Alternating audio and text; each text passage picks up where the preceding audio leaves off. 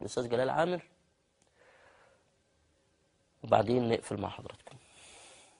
ده اللي بيحصل ده افتراء وكله موانس، محدش بيقول الكلمتين دول، كله فرحان وراضي، كأن الثورة قامت تقول ايه؟ رأس مالية رأس مالية رأس مالية، وكأن الشهداء كانوا بينادوا يقولوا ايه؟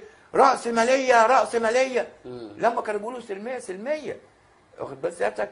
انما لما تيجي تدور تبكي على المنظر، احنا 40% غلابة، لسه رأسمالية من جديد.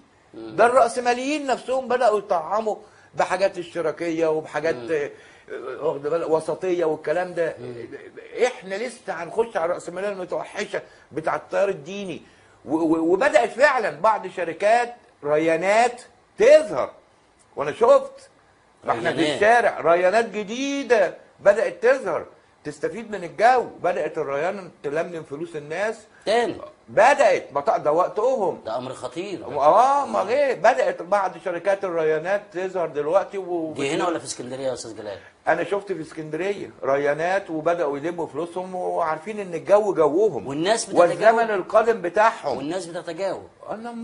امال احنا شعب متدين، ومشكله قوي انك تعيش وسط 85 مليون متدين كلهم متدينين. مصر عباره عن ذبيحه شكلها حلو قوي ومتعلقه، وكل واحد مستني عايز يقطع الحته بتاعته. هتكسبهم؟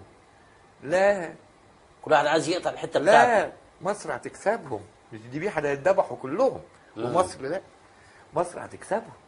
لا، مصر 7000 سنه كانت دوله، ايام ما كانت الدول دي المحيطه بينا، في ده جورنال الاهرام طالع قبل نص دول المنطقه ما تتخلق.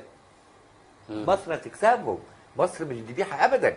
لا، هتكسبهم، هتكسبهم.